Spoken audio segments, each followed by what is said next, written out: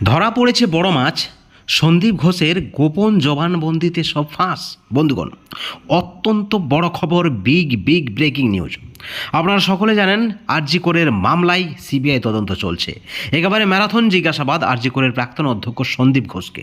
এবং সূত্র মারফত যে খবর রয়েছে সিবিআই সূত্রে, ইতিমধ্যেই সন্দীপ ঘোষ বেশ কয়েকটি গোপন তথ্য ফাঁস করেছে। আপনাদেরকে একের পর এক সকল তথ্য দেব। আপনাদেরকে একটাই অনুরোধ, আপনারা পুরো ভিডিওটি শেষ পর্যন্ত দেখবেন। বন্ধুগণ, আপনারা জানেন যে টানা জিজ্ঞাসাবাদ। সন্দীপ ঘোষের কাজ গোপন পিছনের দরজা দিয়ে ঢোকা এবং সকাল সকাল সিবিআই দপ্তরে পৌঁছে যাওয়া।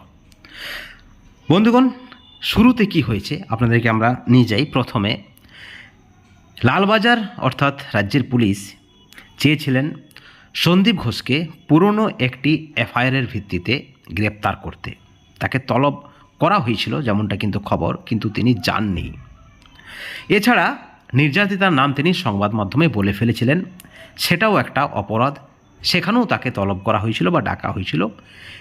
যেমনটা দাবি করা হচ্ছে রাজনৈতিক মহলের পক্ষ থেকে, যেমনটা দাবি বিরোধীদের, যে এই সকল দোষ দেখিয়ে সন্দীপ ঘোষকে লালবাজার অর্থাৎ রাজ্যের পুলিশ গ্রেপ্তার করতে চেয়েছিল এবং সেখানে জেলে তাকে পুরতেন এবং জামাই আদরে রাখতেন। বন্ধুগণ, একাধিক প্রশ্ন রাজনৈতিক মহলে এই মুহূর্তে ঘুরপাক খাচ্ছে।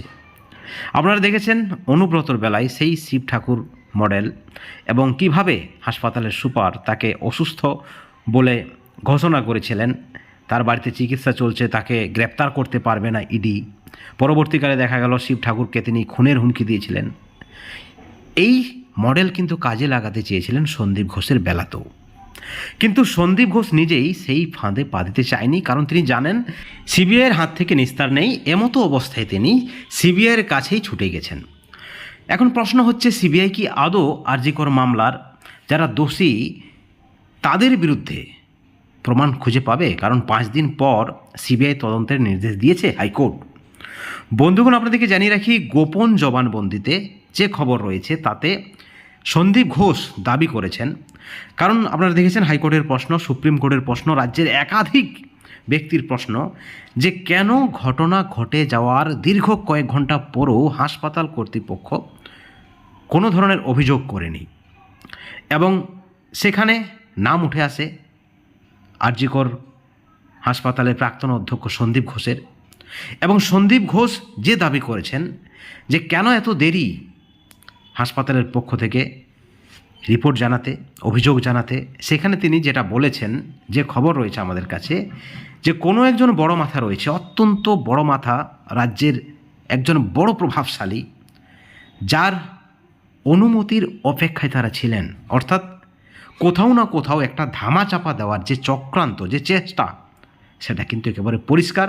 এবং একই সঙ্গে প্রশ্ন উঠেছে যে কে সেই বড় মাথা এবং তার মাথা কতটা বড়, তিনি কতটা প্রভাবশালী, তিনি কি রাজ্যের সর্বোচ্চ ক্ষমতার অধিকারী?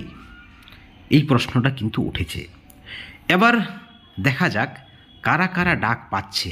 বন্ধুগণ, আকারে ইঙ্গিতে যে তথ্য আপনাদেরকে আমরা দিতে চাইছি তা কিন্তু অত্যন্ত বড়, একেবারে রাজ্য রাজনীতিতে তোলপাড় ফেলে দিতে পারে।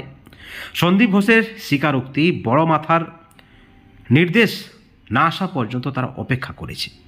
আপনারা দেখেছেন পুলিশের স্বতঃপ্রণোদিত জিডি, ময়নাতদন্ত 7টা 10-এ শেষ। এই যে দীর্ঘ 11-12 ঘন্টার পর নির্যাতিতার বাবার অভিযোগের ভিত্তিতে এফআইআর, সুপ্রিম কোর্টে ভৎসনা শুনতে হয়েছে পুলিশকে, কেন স্বতঃপ্রণোদিত অভিযোগ তারা গ্রহণ করেনি।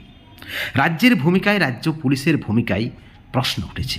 এবং সেই সঙ্গে একটা বিষয় পরিষ্কার, চরম চাপে রাজ্যের সরকার, কোথাও না কোথাও সন্দীপ ঘোষের সঙ্গে একেবারে আষ্টে পৃষ্ঠে জড়িত কোনো বড় মাথা, এই ইঙ্গিতটাও কিন্তু পাওয়া যাচ্ছে ঘটনার পর্যায়ক্রমে।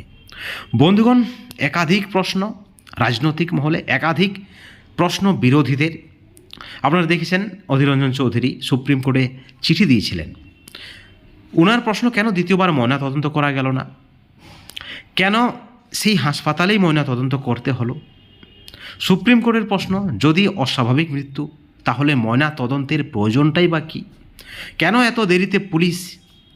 বেশ কিছু প্রশ্ন এই মুহূর্তে অস্বস্তিতে ফেলতে চলেছে রাজ্য সরকারকে।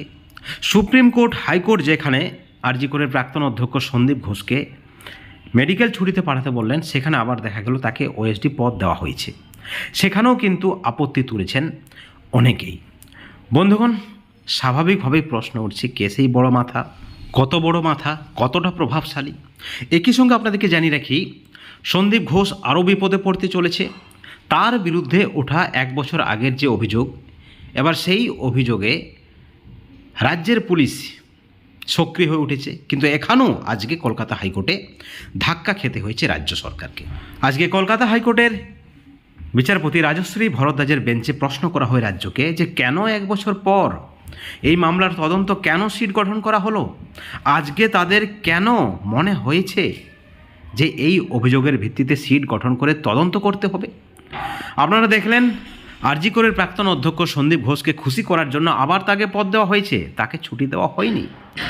বন্ধুগণ, কোথাও না কোথাও তাকে খুশি করার একটা চেষ্টা রাজ্য সরকারের, যেমনটা কিন্তু দাবি বিরোধীদের। ক্রমেই রাজ্য সরকারের কাছে সন্দীপ ঘোষ চোখের বালিতে পরিণত হতে পারে, যেমনটাও কিন্তু আশঙ্কা করা হচ্ছে রাজনৈতিক মহলের পক্ষ থেকে। বন্ধুগণ, সন্দীপ ঘোষকে আষ্টে পৃষ্ঠে ধরবে ইডি, যেমনটা দাবি করা হচ্ছে রাজনৈতিক মহলের পক্ষ থেকে। এবং এই মাত্র কলকাতা হাইকোর্ট থেকে সব থেকে বড় যে ব্রেকিং নিউজ আমাদের কাছে এসেছে, যে এবার সন্দীপ ঘোষ তার বিরুদ্ধে যে নির্দেশ দিয়েছে হাইকোর্ট, সিবিআই তদন্তের নির্দেশ, সেই নির্দেশকে আবার সন্দীপ ঘোষ চ্যালেঞ্জ করে ডিভিশন বেঞ্চে যাচ্ছে। বিচারপতি হরিশ টন্ডনের ডিভিশন বেঞ্চে তিনি দৃষ্টি আকর্ষণ করার চেষ্টা করেছেন, যদিও বিচারপতি হরিশ টন্ডনের ডিভিশন বেঞ্চ তার আবেদনকে অগ্রাহ্য করেছেন।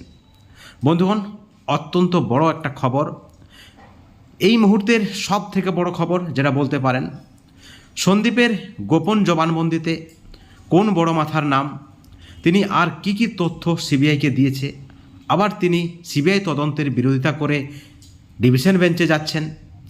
কোথাও না কোথাও একটা সর্ষের মধ্যে ভূত লুকিয়ে রয়েছে বা লুকিয়ে থাকতে পারে, যেমনটা কিন্তু দাবি করা হচ্ছে রাজনৈতিক মহলের পক্ষ থেকে। আপনারা সকলে জানেন যে আরজি কর কাণ্ডে দেশ উত্তাল হয়েছে, চারিদিকে প্রতিদিন মিছিল বের হচ্ছে, সকলেই জাস্টিস চাইছেন, দোষীদের সর্বোচ্চ শাস্তির দাবি করছেন। কিন্তু অপরদিকে তৃণমূলের পক্ষ থেকে দাবি করা হচ্ছে সিবিআই কেন এখনও দোষীদের ধরতে পারেনি।